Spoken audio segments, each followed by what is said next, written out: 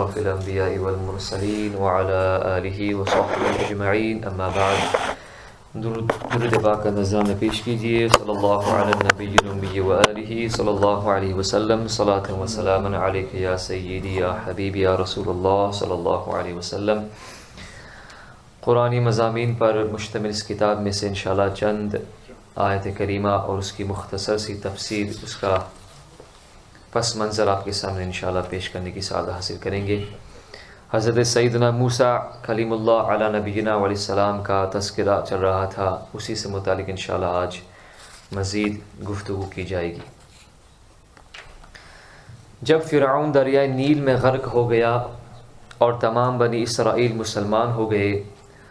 اور جب حضرت موسیٰ علیہ السلام کو اطمینان نصیب ہو گیا تو اللہ تعالیٰ کا حکم ہوا کہ آپ بنی اسرائیل کا لشکر لے کر ارض مقدس یعنی بیت المقدس میں داخل ہو جائیں۔ اس وقت بیت المقدس پر عمالقہ کی قوم کا قبضہ تھا، جو بدترین کفار تھے اور بہت طاقتور جنگجو اور نہایت ہی ظالم لوگ تھے۔ چنانچہ جب یہ اللہ تعالیٰ کی طرف سے انہیں یہ حکم ملا تو حضرت موسیٰ علیہ السلام 6 لاکھ بنی اسرائیل کو ہمراہ لے کر قوم عمالقہ سے جہاد کے لیے روانہ ہوئے۔ مگر جب بنی اسرائیل بیت المقدس کے قریب پہنچے تو ایک دم بزدل ہو گئے اور کہنے لگے کہ اس شہر میں جبارین عمالقہ ہیں جو بہت ہی زور آور اور زبردست ہیں، لہٰذا جب تک یہ لوگ شہر میں رہیں گے ہم ہرگز شہر میں داخل نہیں ہوں گے۔ بلکہ بنی اسرائیل نے حضرت موسیٰ علیہ السلام سے یہاں تک کہہ دیا اذهب انت وربك فقاتلا انا هاهنا قاعدون، اے موسیٰ آپ اور آپ کا خدا جا کر اس زبردست قوم سے جنگ کریں، ہم تو یہی بیٹھے رہیں گے معاذ اللہ۔ بنی اسرائیل کی زبان سے یہ سن کر حضرت موسیٰ علیہ السلام کو بڑا رنج و صدمہ ہوا، اور آپ نے اللہ تعالیٰ کے دربار میں یہ عرض کیا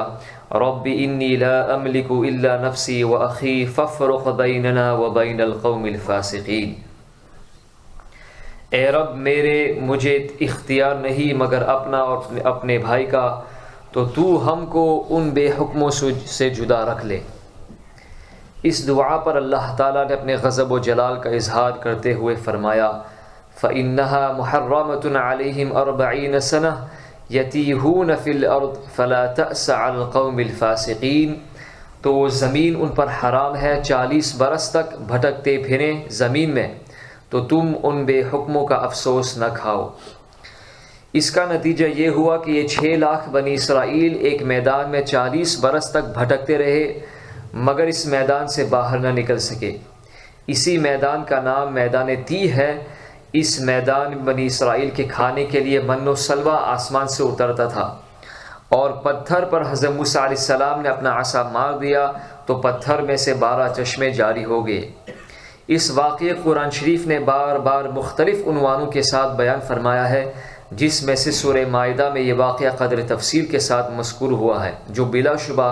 ایک عجیب الشان واقعہ ہے، جو بنی اسرائیل کی نافرمانیوں اور شرارتوں کی تعجب خیز اور حیرت انگیز داستان ہے۔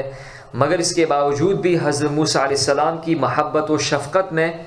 شفقت بنی اسرائیل پر ہمیشہ رہی کہ جب یہ لوگ میدان تیہ میں بھوکے پیاسے ہوئے تو حضرت موسیٰ علیہ السلام ہی نے دعا مانگ کر ان لوگوں کے کھانے کے لیے من و سلوہ نازل کرایا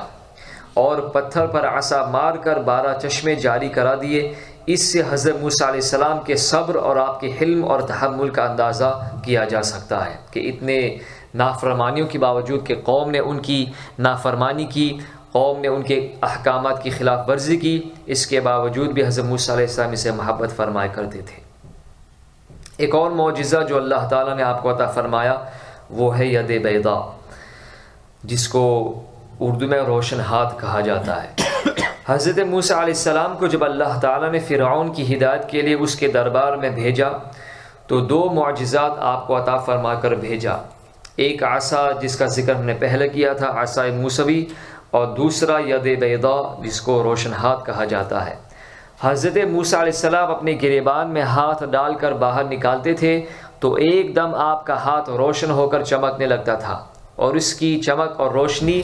سورج سے زیادہ ہوا کرتی تھی۔ پھر جب آپ اپنا ہاتھ گریبان میں ڈال دیتے تو وہ اپنی اصلی حالت پر ہو جایا کرتا تھا۔ اس معجزے کو قرآن عظیم نے مختلف صورتوں میں بار بار ذکر فرمایا ہے، چنانچہ سورہ طٰہٰ میں ارشاد فرمایا وَاضْمُمْ يَدَكَ إِلَى جَنَاحِكَ تَخْرُجْ بَيْضَاءَ مِنْ غَيْرِ سُوءٍ آيَةً أُخْرَى لِنُرِيَكَ مِنْ آيَاتِنَا الْكُبْرَى، اور اپنا ہاتھ اپنے بازو سے ملا، خوب سفید نکلے گا بے کسی مرض کے ایک اور نشانی کہ ہم تجھے اپنی بڑی بڑی نشانیاں دکھائیں۔ اس معجزے کا نام ید بیضاء ہے، جو ایک عجیب اور عظیم معجزہ ہے۔ حضرت عبداللہ ابن عباس رضی اللہ تعالی عنہما نے بیان فرمایا کہ حضرت موسیٰ علیہ السلام کے دست مبارک سے رات اور دن میں آفتاب کی طرح نور نکلتا تھا۔ ایک اور اللہ تعالیٰ کا انعام جو بنو اسرائیل پہ کیا گیا حضرت موسیٰ علیہ السلام کے ذریعے، وہ ہے من و سلوہ۔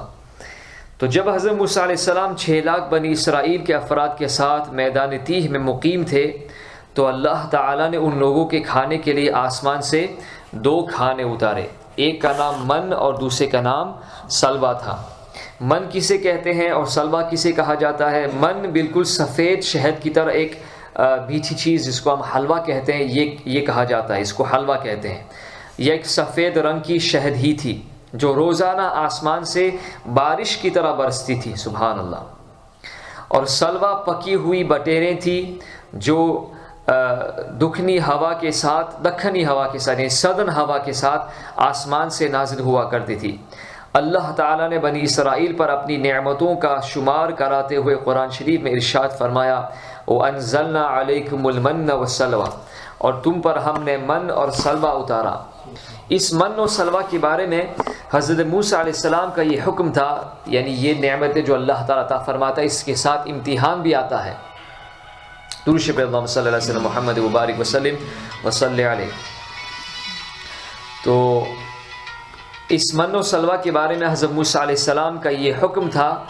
کہ روزانہ تم لوگ اس کو کھا لیا کرو، یعنی روزانہ تمہیں یہ نعمت اللہ تعالیٰ کی طرف سے ملے گی، لیکن تمہیں یہ اللہ تعالیٰ کی طرف سے حکم ہے کہ اس کا ذخیرہ مت کرو، اس کو آپ حفاظت کے طور پر کل کے لیے مت چھوڑو، جتنا آپ نے کھا لیا بس اتنا آپ اپنے پاس رکھو، اور کوئی کھانا اپنے پاس ذخیرہ مت کرو، اور کوئی کھانا اپنے پاس مت رکھو، جتنا کھا لیا بس اتنا کھا لو۔ مگر بعض ضعیف الاعتقاد لوگوں کو یہ ڈر